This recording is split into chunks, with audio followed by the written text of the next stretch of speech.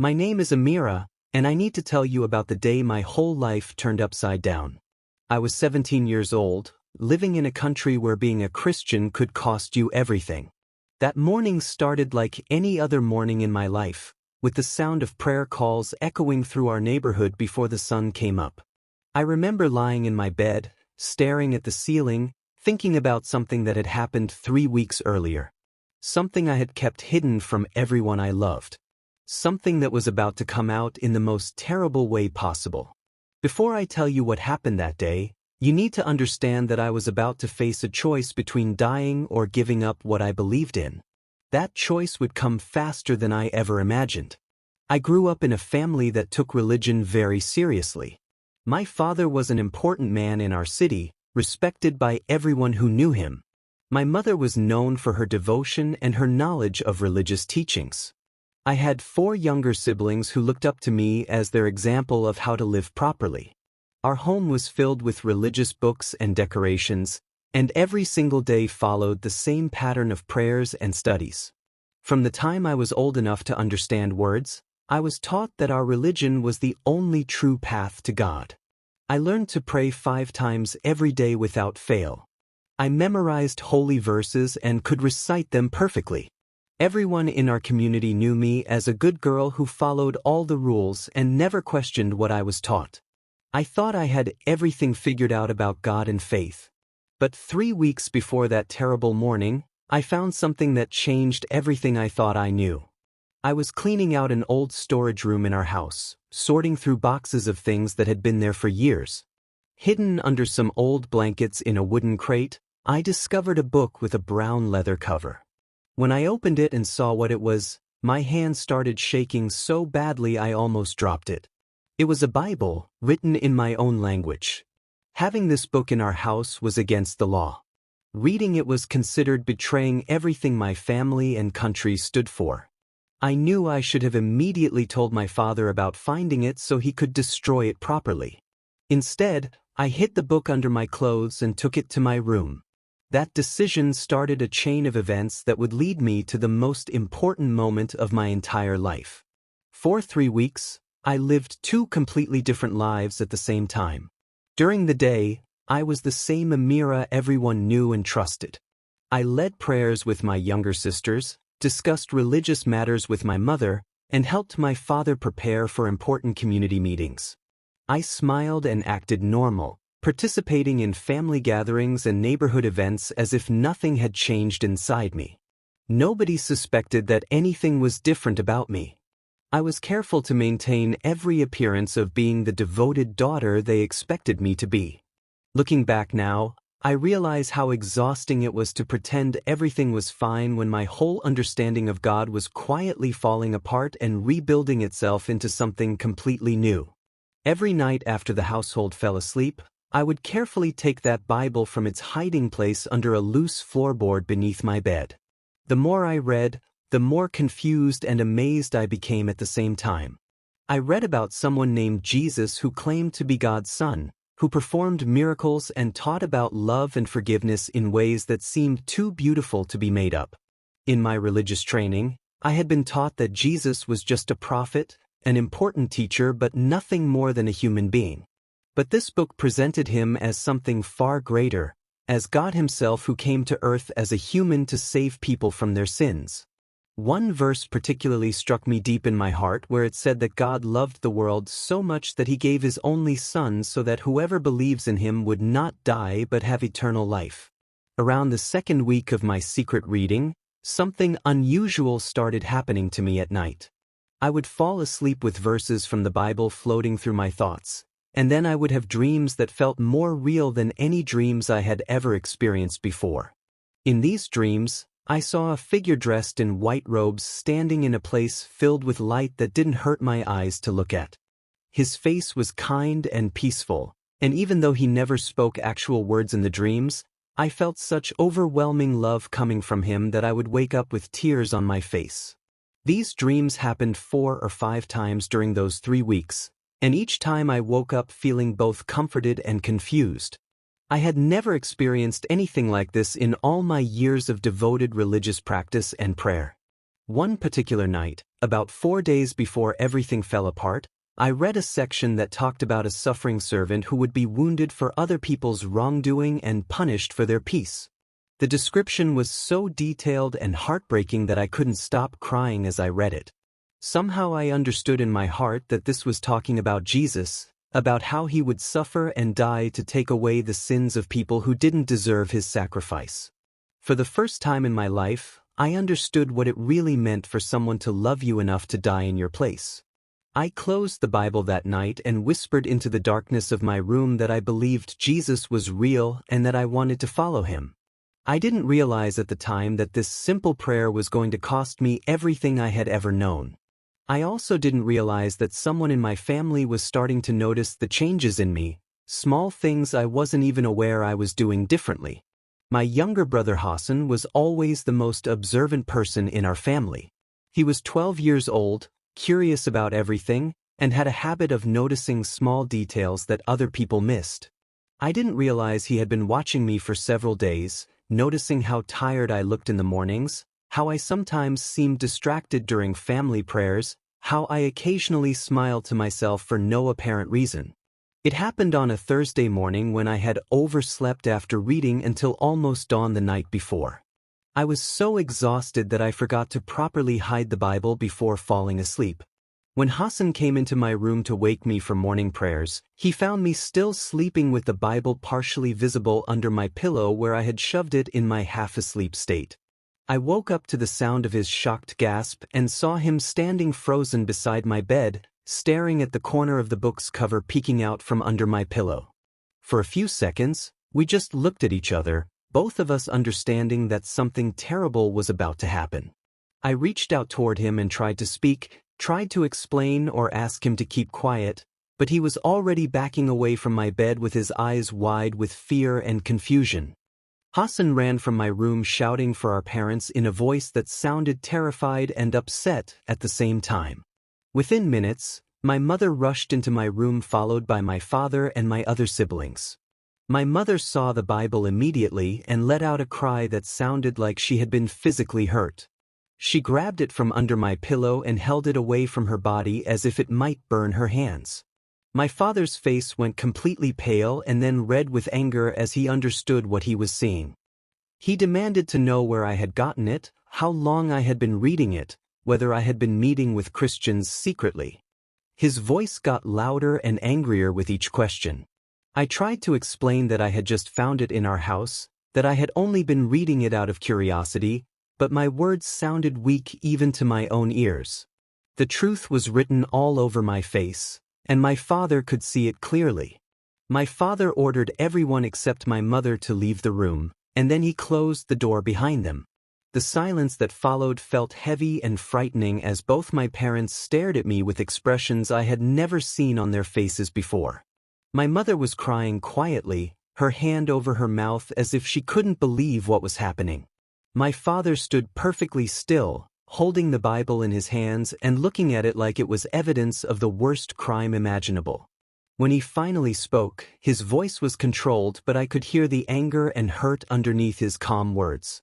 He asked me to tell him the truth about everything, and something in his tone made me realize that lying would only make things worse. I told them how I had found the Bible 3 weeks ago and how I had been reading it every night. I explained that I hadn't met with any Christians or told anyone about what I was doing. As I spoke, my mother's crying got louder and my father's expression grew darker. I looked at both my parents and told them quietly that yes, I believed Jesus was who the Bible said he was.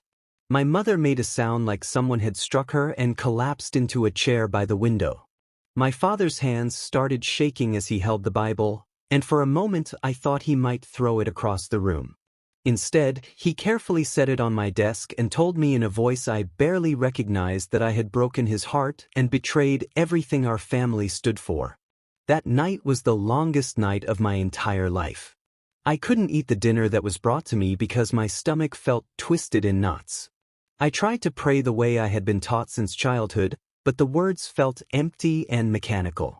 Instead, I found myself talking to Jesus in simple words, asking him to help me know what to do, asking him to give me courage, asking him if he was really real or if I had just imagined everything I felt during those weeks of reading.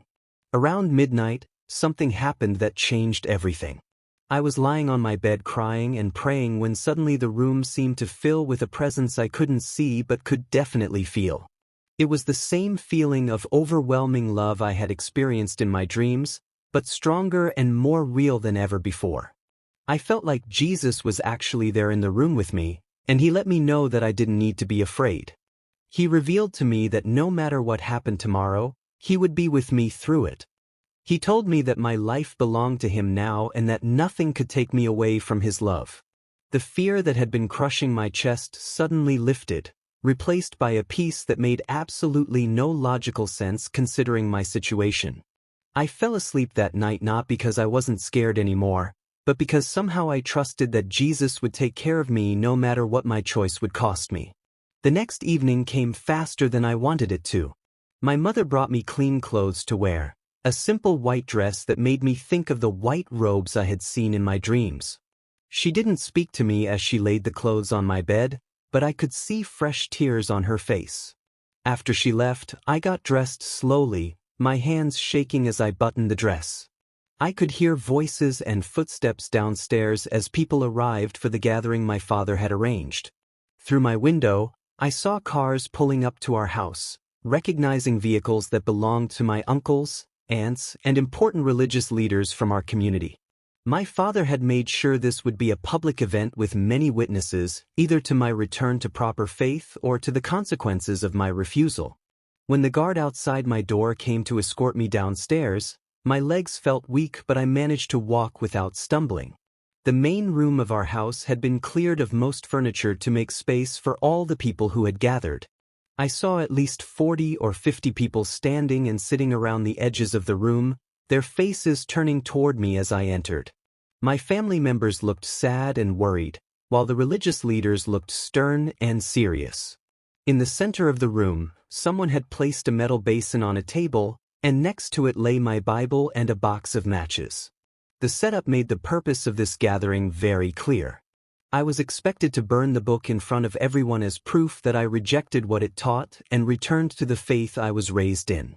The eldest religious leader in our community, a man named Sheikh Ibrahim who had known me since I was born, stepped forward to speak. He talked about mercy and forgiveness, about how everyone makes mistakes, especially young people who can be easily confused. He said that God was willing to take me back if I showed true repentance by destroying the false book that had led me astray. Then he turned to me and asked me directly if I was ready to burn the Bible and renounce the Christian teachings I had been reading. The room became completely silent as everyone waited for my answer. I looked around at all the faces watching me, at my mother who was clutching my father's arm and silently begging me with her eyes, at my younger siblings huddled together looking scared and confused. This was my last chance to choose the easy path, to save my life and go back to being the daughter and sister they all wanted me to be. I walked slowly toward the table where the Bible lay next to the matches and the metal basin. My heart was pounding so hard I could hear it in my ears, and my mouth felt completely dry. I picked up the box of matches with trembling hands, and I saw hope light up in my mother's eyes. She thought I was going to do it, that I was going to burn the book and everything would be okay again. For a brief moment, I imagined doing exactly that. I imagined striking the match, setting fire to the pages, watching the book turn to ash. I imagined my mother's relief, my father's forgiveness, my life continuing normally. It would be so easy, just one small action and all this nightmare would be over. But then I looked down at the Bible itself, and I remembered everything I had read in those pages over the past 3 weeks. I remembered the words about God's love being so great that He sent His Son to die for people who didn't deserve it. I remembered reading about Jesus forgiving people who were hurting Him, about Him promising to never leave or abandon those who believed in Him. I remembered the peace I felt last night when I sensed His presence in my room, the way He told me not to be afraid. And I realized something important in that moment. If I burned this book to save my physical life, I would be killing something far more important that had come alive inside me during those weeks of reading. I would be destroying the new relationship with God that felt more real and true than anything I had experienced in 17 years of religious practice. I set down the box of matches and picked up the Bible instead, holding it against my chest with both arms. Then I looked at Sheikh Ibrahim and said in a voice that surprised me with its steadiness that I couldn't burn God's word.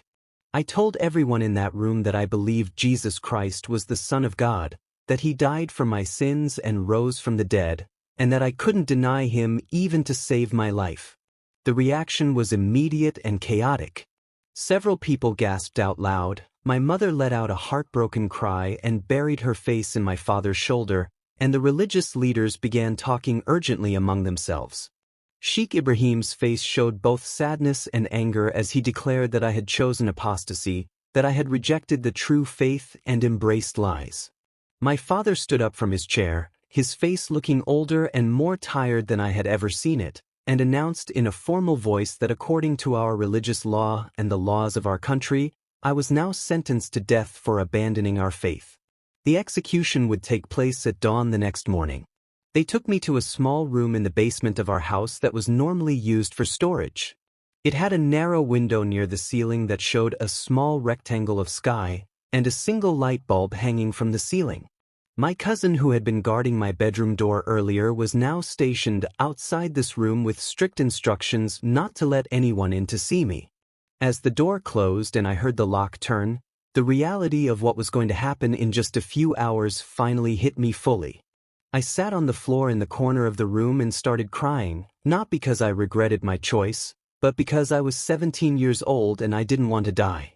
I thought about all the things I would never get to experience, all the moments with my family I would never have again, all the simple joys of life that were about to be taken away. But as the hours of that night passed, something strange happened inside me. The fear didn't completely go away, but it was joined by something else that grew stronger as dawn approached. I spent those hours praying and reciting Bible verses I had memorized, and each time I did, I felt that same supernatural peace wrapping around me like a warm blanket.